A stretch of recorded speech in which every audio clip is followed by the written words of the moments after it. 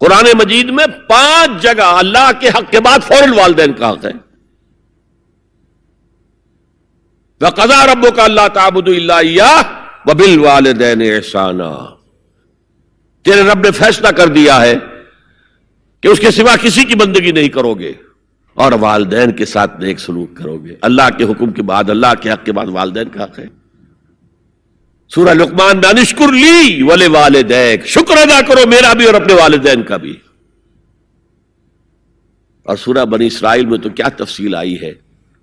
اما یبلغن عندک الکبر احدہما او کلاہما فلا تقل لهما اف ولا تنہرهما وقل لهما قولا کریما واخفض لهما جناح الذل من الرحمۃ وقل رب ارحمهما كما ربیانی صغیرا. اگر تمہارے والدین میں سے ایک یا دونوں تمہارے پاس بڑھاپے کی عمر کو پہنچ ہی جائیں، انہیں کبھی اف تک نہ کہنا، دل نہ توڑنا ان کا، چھاتی چوڑی کر کے بات نہ کرنا، ان سے کندھے جھکا کر بات کرنا، ادب سے گفتگو کرنا. قل لہما قولا کریما واخفض لہما جناح الذل من الرحمہ، اپنے کندھوں کو جھکا کر رکھنا. اور پھر کہنا، اللہ سے دعا کرنا، رب ارحمہما کما ربیانی صغیرا، پروردگار میرے ان والدین پر رحم فرمائیو جیسے کہ انہوں نے مجھے پالا تھا جبکہ میں چھوٹا سا تھا. تو خاندان کے نظام کو مستحکم کرنے کے لیے 3 ڈائمنشنز ہیں. جیسے ایک کمرہ ہے، چوڑائی ہے، لمبائی ہے، اونچائی ہے. پہلے تو شوہر اور بیوی کے درمیان بانڈ آف لو. اب یہ شوہر اور بیوی پیرنٹس بن گئے ہیں، والدین بن گئے، اولاد آ گئی. سیکنڈ ڈائمنشن ایڈ ہو گئی، ادب، عزت. اور بہن بھائی ہیں، اخوت، جس کو کہ وہ کہہ رہا ہے جی ویلز بھی، فریٹرنٹی. خاندان کا ادارہ مستحکم. یہاں ایک نقطہ اور بیان کر دوں. لیگل لیول پر بیوی کے حقوق کم ہیں شوہر کے زیادہ. الرجال قوامون علی النساء، سیدھی سیدھی بات ہے، اور ہمیں ڈٹ کر کہنا چاہیے. یہ اس سے زیادہ معقول بات کوئی نہیں. کسی ادارے کے 2 سربراہ برابر کے اختیارات والے نہیں ہو سکتے.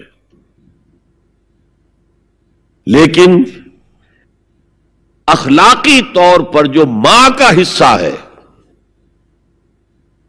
باپ کا حصہ اس سے 1/3 ہے. قرآن مجید میں آیا ہے نا، حملتہ امہ وہنا علی وہن وفصالہ فی عامین ان اشکر لی ولوالدیک. اسے اٹھائے رکھا اس کی ماں نے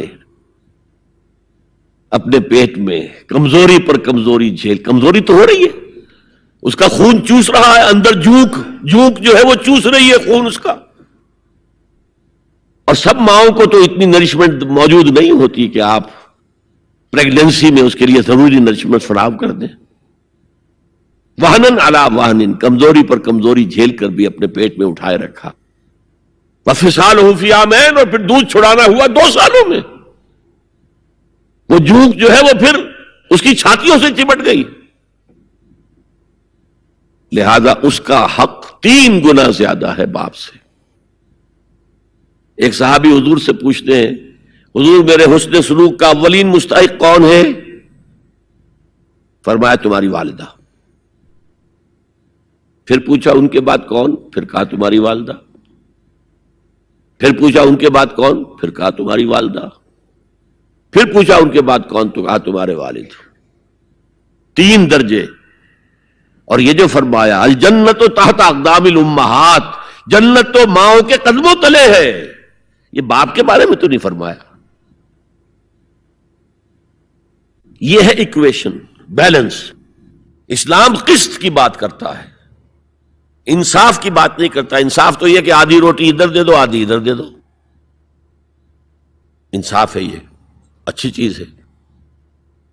یہ قسط یہ ہے کہ بوجھ اٹھانا ہے تو جو زیادہ قوی ہے اس کو زیادہ بوجھ دو اٹھائے، اور جو کمزور ہے اسے کم بوجھ دو. یہ قسط ہے. تو اسلام نے عورتوں پر ذمہ داریاں کم رکھی، ان کے اختیارات کم رکھے، لیکن اولاد پر حق ماں کا 3 درجے فائق رکھا، اور اس سے وہ خاندان کا ادارہ جو ہے مستحکم ہوتا ہے۔ تو آج کیا سازش چل رہی ہے؟ ویسٹ تلا ہوا ہے ایسٹ کے اندر بھی خاندانی نظام کو ختم کرنے پر۔ پہلے کانفرنس ہوئی تھی، عالمی کانفرنس، ویمن فریڈم کی کانفرنس قاہرہ میں، پھر ہوئی بیجنگ کائرو، اور پھر بیجنگ +5 کانفرنس۔ بیجنگ کانفرنس کے 5 سال بعد یونائٹڈ نیشنز جنرل اسمبلی کے تحت ہوئی، اور ان سب کا مقصد کیا ہے؟ پروسٹیٹیوشن کو ایک باعزت پیشہ سمجھا جائے۔ یہ بھی محنت ہے نا، ایک مزدور اپنی جسمانی مسکولر طاقت استعمال کر رہا ہے، ویج لے رہا ہے، ایک عورت اپنے جن سے اس کو استعمال کر رہی ہے، لے رہی ہے۔ اب اس کا نام پتہ کیا رکھا گیا؟ Sex worker. سیکس ورکرز بالکل برابر ہوں گے، باعزت ہوں گے، ان کے کوئی آپ یہ نہیں کہہ سکتے کہ غلط کام کر رہے۔ ہومو سیکسولیٹی کو بھی ایک نارمل ایٹیٹیوڈ قرار دیا جائے، یہ اب نارمل نہیں ہے۔ آپ کو معلوم ہے امریکہ میں، سویڈن میں تو بہت پہلے سے تھا، برطانیہ میں تھا، ہومو سیکسول میرجز، 2 مردوں کی شادیاں ہو رہی ہیں، ان میں سے ایک شوہر ہے اور ایک بیوی ہے، اور رجسٹر ہو رہی ہے شادی، رجسٹر۔ اب امریکہ میں بھی شروع ہو چکی ہے، کئی سٹیٹس میں، کیلیفورنیا سے شروع ہوئی ہے، جو ہالی ووڈ اس کا گھر ہے۔ نمبر 3، طلاق اور وراثت میں مرد اور عورت برابر ہونے چاہیے، جب عورت چاہے طلاق دے دے۔ یہ نقشہ ہے جس کا نام پتہ کیا رکھا ہے؟ Social engineering program of the United Nations organization. یہ نیو انجینئرنگ ہے معاشرے کو، جیسے کہ کہا رومی نے، گفت رومی ہر بنائے کوہنا کا باداں کنند، تو نہ دانی اولا تعمیر را ویراں کنند۔ رومی نے کہا کہ جب بھی کبھی کوئی نئی تعمیر کرنی ہو تو پچھلی تعمیر کو گرانا پڑتا ہے۔ یہ نئی سوسائٹی کی انجینئرنگ کیسے ہوگی جب تک کہ پرانی سوسائٹی ختم نہ ہو؟ عظیم فتنہ ہے یہ social engineering program of the United Nations organizations general assembly. یہ دجالی فتنے کی وہ سب سے نچلی سطح ہے جو ابھی عالم اسلام کے اوپر پوری طرح نہیں آئی۔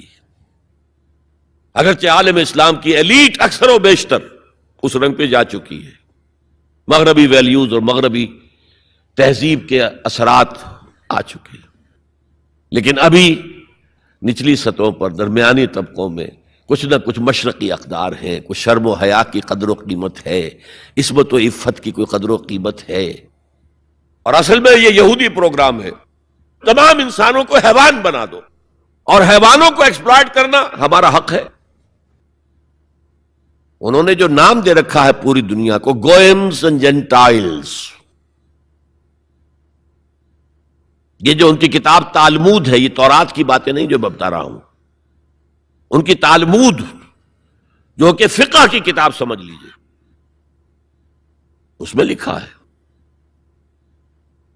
کہ جب سوائے ہمارے فل ہیومن بینگ صرف ہم ہیں، باقی سب یہ حیوان ہے انسانی شکل میں، اور حیوان کو استعمال کرنا انسان کا حق ہے۔ گھوڑے کو ٹانگے میں جوتیں گے بگی میں، ہمارا حق ہے۔ بیل کو آپ جوت دیں گے ہل میں، حق ہے۔ اسی طرح انسانوں کو ایکسپلائٹ کرنا ہمارا حق ہے۔